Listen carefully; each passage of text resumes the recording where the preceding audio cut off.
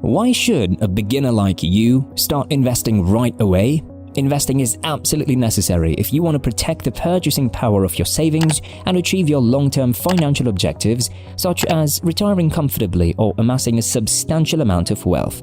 If you keep your savings in a traditional bank account where they earn little or no interest, eventually inflation will reduce the value of your hard-earned cash and you will have spent it for less than it was worth.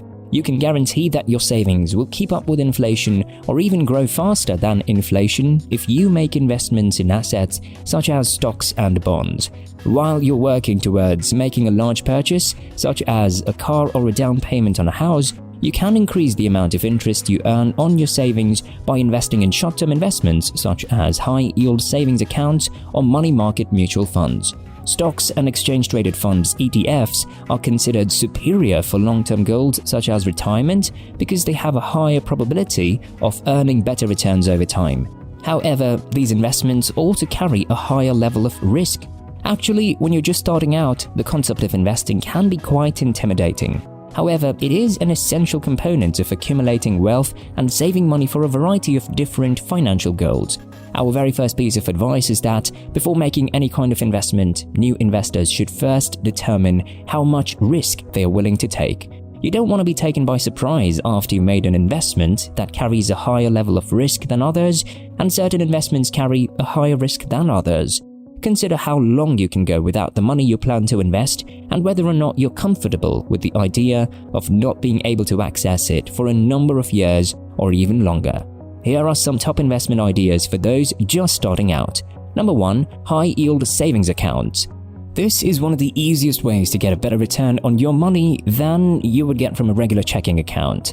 High-yield savings accounts, which are often opened through an online bank, tend to pay more interest on average than regular savings accounts, and customers can still get to their money whenever they need to.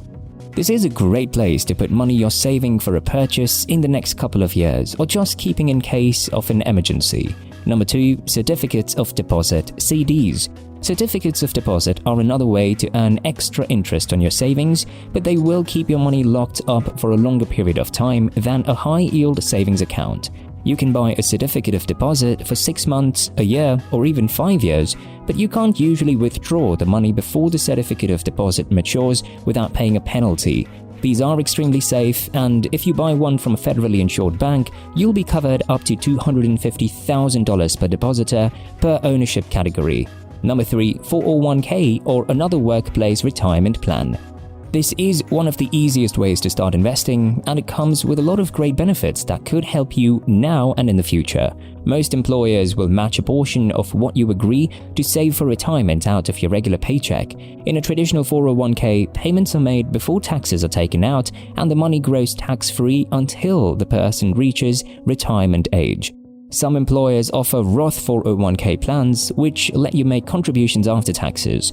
If you choose this option, you won't have to pay taxes on the money you take out when you retire.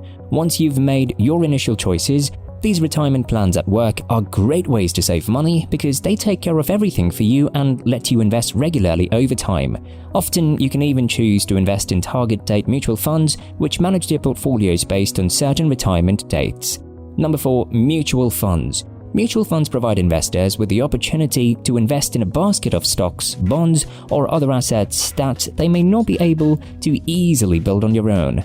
Indexes such as the S&P 500, which is made up of approximately 500 of the largest companies in the United States, are closely followed by the majority of the most popular mutual funds. Investors in index funds are typically subjected to very low fees, and in some cases, they are not subjected to any fees at all. Because of the low costs involved, investors are able to keep a greater portion of the returns generated by the funds, which can be an excellent way to build wealth over time. Number 5. Index funds. Index funds are types of investments that follow an index and attempt to replicate its performance. Some examples of indices that index funds track include the total market, the S&P 500, and many others. According to Melanie Mortimer, president of the SIFMA Foundation, an educational non-profit organization, an index fund is an exciting and relatively safe way to make your first investment because it's diversified, has lower fees, and exposes you to a large portion of the market with a single transaction. You can also begin investing with relatively little capital by purchasing shares of index funds. The majority of the world's largest asset managers provide investors with access to comparable funds that can be opened quickly and with a modest outlay of capital. We suggest starting your investment career with low-cost, broad market index funds as an excellent place to start. Index funds can be purchased through taxable brokerage accounts or through tax-advantaged retirement accounts such as your 401k, traditional IRA, or Roth IRA, just like target date funds. This indicates that you can start investing in an index fund with less than $100. Number 6. Exchange-traded funds. ETFs, also known as exchange-traded funds, are similar to mutual funds in the sense that they hold a collection of securities. However, exchange-traded funds trade throughout the day in the same manner that stocks do. When compared to mutual funds, exchange-traded funds, ETFs, do not have the same minimum investment requirements, which are typically in the range of several $1,000s. ETFs can be purchased for the cost of one share in addition to any fees or commissions that are associated with the purchase. However, if your broker allows you to invest in fractional shares, you can get started with even less money. Either exchange-traded funds, ETFs, or mutual funds are excellent investments to have in tax-deferred accounts such as 401ks and IRAs. Number 7. Individual stocks. Individual stock purchases are the riskiest investment option discussed here, but they can also be one of the most rewarding. However, before you begin trading, you should consider whether purchasing a stock makes sense for you. Ask yourself if you're investing for the long term, which is usually at least 5 years, and if you understand the business in which you're investing. Stocks are priced every second of the trading day, and as a result, people who own individual stocks are frequently drawn into the short-term trading mentality. However, a stock is a portion of ownership in a real business, and your fortune will rise in tandem with that of the company in which you invested. If you lack the expertise to ride it out with individual stocks, consider the more diversified approach provided by mutual funds or exchange-traded funds. Number 8. Real estate. Traditional real estate investing entails either purchasing a property and later selling it for a profit, or purchasing a property and collecting rent as a source of fixed income. However, there are several other, much less hands-on ways to invest in real estate. Real estate investment trusts, or REITs, are one popular method. These are businesses that own income-generating properties such as malls, hotels, and offices and pay out regular dividends. Real estate crowdfunding platforms, which frequently pool investors as funds to invest in real estate projects, have grown in popularity in recent years as well. This method is best for investors who already have a well-diversified investment portfolio and want to diversify further, or who are willing to take on more risk in exchange for higher returns. Because real estate investments are highly illiquid, investors should not put money into them that they will need to access quickly. Okay, now let's talk about important considerations for new investors.